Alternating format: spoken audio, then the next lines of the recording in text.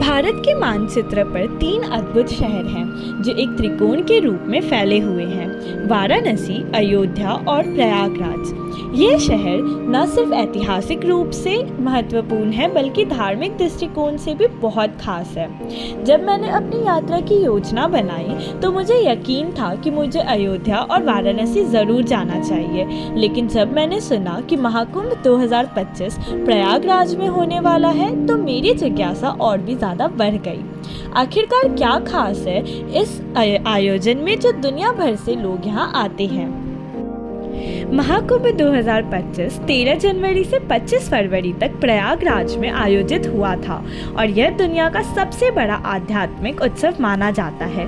हर 12 साल में एक बार यह आयोजन होता है और यह आयोजन धार्मिक और सांस्कृतिक दृष्टिकोण से हमेशा खास रहा है।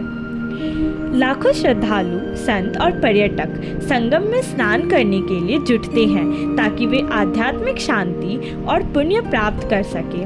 यह मेला न सिर्फ धार्मिक दृष्टिकोण से बल्कि सांस्कृतिक दृष्टिकोण से भी बेहद महत्वपूर्ण है। महाकुंभ हर 12 साल में हरिद्वार, प्रयागराज, उज्जैन और नासिक में आयोजित होता है और इनमें प्रयागराज का महाकुंभ हमेशा सबसे सुंदर माना जाता है। इस आयोजन में लाखों लोग शामिल होते हैं जो भारत और दुनिया भर से आते हैं। महाकुंभ 2025 के दौरान कुछ खास शुभ संयोग बने हैं। इस दिन रवि योग का निर्माण हुआ जो सुबह 7:15 से शुरू हुआ है और 10:38 तक चला। साथ ही भद्रवास योग भी था जिसे विशेष रूप से भगवान विष्णु की पूजा के लिए बेहद फलदायी माना गया है। वैदिक ज्योतिष के अनुसार महाकुंभ के आयोजन की तारीख हमेशा ग्रहों और राशियों के आधार पर तय की जाती है। खासकर सूर्य और बृहस्पति को इस आयोजन के लिए बहुत महत्वपूर्ण माना जाता है। ग्रहों की स्थिति के आधार पर कुंभ का स्थान चुना जाता है और जब बृहस्पति वृषभ राशि में होते हैं और सूर्य मकर राशि में होते हैं तो कुंभ का मेला प्रयागराज में आयोजित होता है। महाकुंभ का धार्मिक महत्व समुद्र मंथन से जुड़ा हुआ है। इसके अनुसार एक बार ऋषि दुर्वासा के श्राप से देवता कमजोर पड़ गए थे और राक्षसों ने देवताओं पर आक्रमण कर दिया था। देवता हार गए थे लेकिन वे भगवान विष्णु के पास गए थे और उनसे मदद मांगी थी। भगवान विष्णु ने राक्षसों से अमृत निकालने के लिए समुद्र मंथन करने की सलाह दी थी। समुद्र मंथन से अमृत का कलश निकला जिसे भगवान इंद्र के पुत्र जयंत ने लेकर आकाश में उड़ाया। राक्षसों ने उनका पीछा किया और अंत में अमृत कलश राक्षसों के हाथ में आ गया। देवता और राक्षस के बीच 12 दिन तक अमृत कलश पर युद्ध चला। इस दौरान कुछ अमृत की बूंद हरिद्वार, उज्जैन, प्रयागराज और नासिक के बीच में गिरी। इसलिए इन 4 स्थानों पर महाकुंभ का आयोजन किया जाता है। ये स्नान न सिर्फ धार्मिक रूप से बल्कि आध्यात्मिक दृष्टिकोण से भी बहुत महत्वपूर्ण होते हैं। हर महाकुंभ में यह अनुभव श्रद्धालु को एक नए अध्याय की शुरुआत की ओर प्रेरित करता है और यह आयोजन भारत की सांस्कृतिक धरोहर और आध्यात्मिकता का जश्न मनाने का सबसे बड़ा अवसर बन जाता है। महाकुंभ केवल 2025 का ही आयोजन नहीं है बल्कि यह हर बार होने वाले महाकुंभ के लिए एक ऐतिहासिक, धार्मिक और सांस्कृतिक संकेत है। आगामी वर्षों में ही महाकुंभ का आयोजन इसी पवित्र भूमि पर होता रहेगा जिससे भारतीय संस्कृति और आध्यात्मिकता का अद्वितीय पहलुओं को आने वाली पीढ़ियां समझ सकें। महाकुंभ केवल एक मेला नहीं है बल्कि यह भारतीय संस्कृति, आस्था और आध्यात्मिकता का महापर्व है। जब लोग यहाँ आते हैं तो वह न सिर्फ स्नान करते हैं बल्कि अपनी आत्मा को शुद्ध करने और मोक्ष की प्राप्ति के लिए संगम में डुबकी लगाते हैं। यह जगह अद्भुत रूप से शांति और दिव्यता से भरी होती है। महाकुंभ का सबसे प्रमुख आकर्षण है शाही स्नान। यह एक ऐसा अद्भुत अनुभव है जहाँ लाखों श्रद्धालु संगम में स्नान करते हैं। यह स्नान न केवल शारीरिक शुद्धि का प्रतीक है, बल्कि यह आंतरिक शांति और मोक्ष की प्राप्ति का मार्ग भी माना जाता है। महाकुंभ 2025 में शाही स्नान की प्रमुख तिथियां हैं 14 जनवरी जो कि मकर संक्रांति है, 29 जनवरी मौनी अमावस्या, 3 फरवरी वसंत पंचमी। इन दिनों संगम में स्नान करना जीवन में सुख और शांति की प्राप्ति का मार्ग है। खासकर इस दौरान नागा साधु और अन्य अखाड़ों के साधु भव्य जुलूस के साथ संगम में डुबकी लगाते हैं। यह दृश्य देखने के लिए लाखों श्रद्धालु एकत्रित होते हैं। पूरे वातावरण में घंटियों, मंत्रों और भव्यता की गूंज होती है, जो एक दिव्य अनुभव पैदा करती है। शाही स्नान विशेष अवसरों पर आयोजित होते हैं और प्रत्येक तिथि का अपना महत्व होता है। 13 जनवरी 2025 पौष पूर्णिमा यह पहला शाही स्नान है जो महाकुंभ का शुभारंभ करता है। इस दिन संगम में स्नान करने से जीवन में सुख, शांति और पुण्य प्राप्त होता है।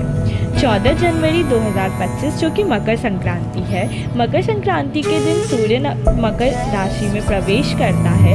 इस पुण्य काल माना जाता है और संगम में स्नान को शुभ माना जाता है। 29 जनवरी 2025 जो कि मौनी अमावस्या है, यह दिन सबसे बड़ा स्नान पर्व है। इस दिन मौन रहकर स्नान करना आत्मा की शुद्धि और मोक्ष का मार्ग प्रशस्त करता है। 3 फरवरी 2025 जो कि बसंत पंचमी, बसंत ऋतु के आगमन का प्रतीक, यह दिन नई ऊर्जा और शुभता का संदेश होता है। इस दिन स्नान और पूजा को जीवन के लिए अत्यंत फलदायी माना गया है। 12 फरवरी 2025 माघ पूर्णिमा, यह दिन पूर्णिमा का पर्व है जब चंद्रमा की शीतलता और संगम का स्नान आत्मा की शांति प्रदान करता है। और 26 फरवरी 2025 जो कि महाशिवरात्रि है, महाकुंभ का अंतिम शाही स्नान इस दिन आयोजित होगा। इस दिन का स्नान शिव भक्ति और आत्म शुद्धि का प्रतीक है। महाकुंभ 2025 में धार्मिक प्रवचन और सांस्कृतिक कार्यक्रम भी आयोजित किए जाएंगे। यहाँ देश भर में के संत अपने जीवन के गहरे रहस्यों और आध्यात्मिकता पर चर्चा करेंगे। इसके अलावा भारतीय संस्कृति को प्रदर्शित करने वाले भजन, योग और ध्यान की कार्यशालाएं श्रद्धालु के लिए आयोजित की जाएंगी, जो मन की शांति और आत्मिक संतोष प्रदान करेंगी। प्रयागराज का संगम वह स्थान है जहाँ गंगा, यमुना और सरस्वती नदियाँ मिलती है। इसे त्रिवेणी संगम कहा जाता है और यह स्थान भारतीय संस्कृति में आध्यात्मिक पवित्र माना जाता है। यहाँ पर शाम गंगा आरती होती है, जो एक अद्भुत दृश्य है। दीपों की रोशनी, मंत्रोच्चारण और संगम के पानी में डुबकी लगाने का अनुभव बहुत ही दिव्य होता है। महाकुंभ के दौरान हाट बाजार भी होता है, जहां आप भारतीय शिल्प, आभूषण, कपड़े और स्वादिष्ट व्यंजन खरीद सकते हैं। यह बाजार न केवल खरीदारी के लिए होता है, बल्कि यह भारतीय परंपराओं और संस्कृति को समझने का भी एक बेहतरीन अवसर है। यहाँ कल्पवासी भी होते हैं, जो पूरी अवधि के लिए संगम के तट पर साधना और भक्ति में लीन रहते हैं। इनका जीवन पूरी तरह से आध्यात्मिक होता है और उनके प्रति श्रद्धा और सम्मान की भावना यहाँ के वातावरण को और भी पवित्र बना देती है। प्रयागराज पहुँचने के लिए वायु मार्ग, रेल मार्ग और सड़क मार्ग के जरिए यात्रा की जा सकती है। महाकुंभ के दौरान विशेष ट्रेन और बस सेवाएं उपलब्ध होंगी, जिससे श्रद्धालु के लिए यात्रा करना और भी सुविधाजनक हो जाएगा। प्रयागराज में आने के लिए कोई भी मार्ग आप चुन सकते हैं और यहाँ के आयोजकों ने इस दौरान यात्रा की पूरी व्यवस्था की है, ताकि आपको कहीं पर भी असुविधा ना हो। प्रयागराज जाने के लिए विभिन्न विकल्प उपलब्ध है। दिल्ली से आप ट्रेन ले सकते हैं या फिर फ्लाइट जो कि 1.5 घंटे में आपको पहुंचा देगी, या सड़क मार्ग जो कि 650 किलोमीटर से यात्रा की जा सकती है। मुंबई से ट्रेन जो कि 22-24 घंटे लेंगी एंड फ्लाइट 2.5 घंटे और सड़क मार्ग 1600 किलोमीटर। कोलकाता से ट्रेन 16 से 18 घंटे और फ्लाइट 1.5 घंटे सबसे उपयुक्त है। बेंगलुरु से ट्रेन 32 से 36 घंटे और फ्लाइट 3 घंटे कनेक्टिंग और सड़क मार्ग 1800 किलोमीटर उपलब्ध है। हवाई यात्रा तेज़ और आरामदायक होती है, जबकि ट्रेन यात्रा किफ़ायती और अधिक सुविधाजनक होती है। महाकुंभ 2025 सिर्फ एक धार्मिक आयोजन नहीं है, बल्कि यह भारतीय संस्कृति, आध्यात्मिकता और मानवता का अद्भुत संगम है। यदि आप भी इस अद्वितीय अनुभव का हिस्सा बनना चाहते हैं, तो इस महापर्व में शामिल होकर आप अपने जीवन को एक नई दिशा दे सकते हैं। महाकुंभ 2025 में संगम की पवित्र जलधारा में डुबकी लगाकर आप अपनी आत्मा को शुद्ध कर सकते हैं और भारतीय संस्कृति का वास्तविक अनुभव ले सकते हैं। यह अनुभव न केवल आपके आध्यात्मिक सफ़र को सुंदर बनाएगा, बल्कि अब आपकी ज़िंदगी में एक नई रोशनी लाएगा।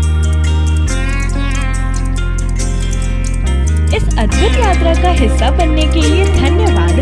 आइए और इस दिव्य अनुभव का हिस्सा बनिए।